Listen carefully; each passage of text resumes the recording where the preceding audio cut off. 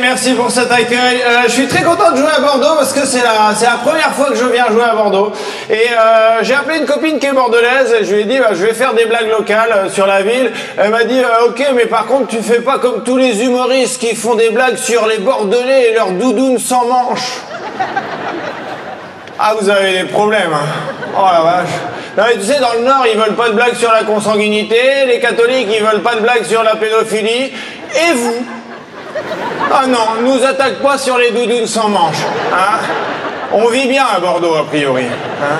Je me suis un peu renseigné sur la ville, je savais pas qu'on appelait ça la ville, la belle endormie. Voilà, c'était le nom de la ville, au moment où vous aviez comme maire Chaban-Delmas, qui a été 48 ans maire de la ville. Même les dictateurs africains, ils étaient jaloux, hein. Et après, ça a changé, c'était plus la belle endormie parce que Alain Juppé est arrivé. Ouais, la tête du prince charmant, hein, qui a réveillé la ville. Voici la gueule du gars qui a dynamisé votre ville. Ça pue la teuf, les amis, hein. Tu te dis champomis pour tout le monde, after jusqu'à 22h30, on est sur l'autoroute du fun. Ah ouais, non, c'est incroyable. Moi, je ne savais pas, il y a une rivalité entre Bordeaux et Toulouse, c'est vrai? Il y en a un qui a dit non, hein. Les autres sont d'accord. La rivalité, ça va jusque dans le sport. Il y a Jérémy, un supporter des Girondins de Bordeaux, qui témoigne. Quand il y a un match contre Toulouse, on se chambre. Ça reste le derby du Sud-Ouest.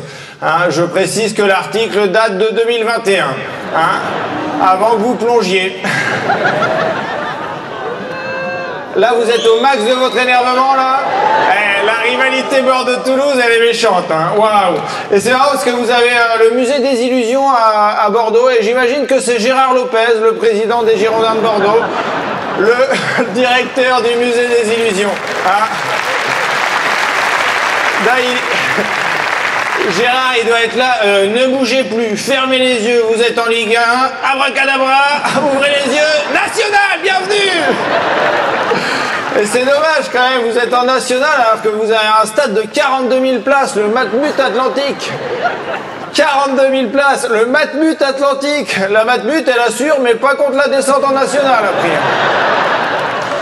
Qu'est-ce que j'ai d'autre?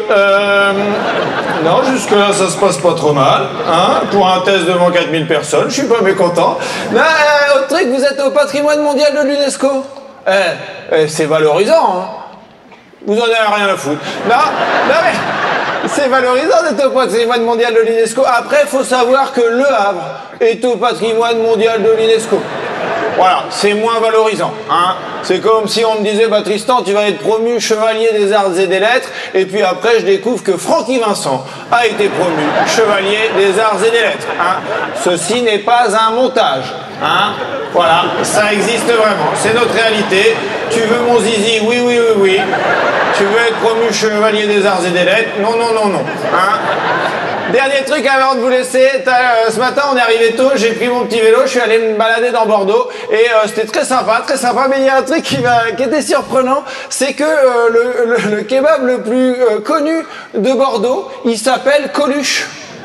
Vous êtes au courant ou pas? Ouais. Moi j'étais là ce matin à 11h, il livrait la viande du camion, je me suis dit, oh tiens, c'est la deuxième fois que la viande de Coluche sort d'un camion. Voilà, c'est tout ce que j'avais sur Bordeaux. Je vais vous laisser sur cette petite blague familiale de mon goût. C'était un plaisir, je reviens, je m'appelle Tristan Lucas.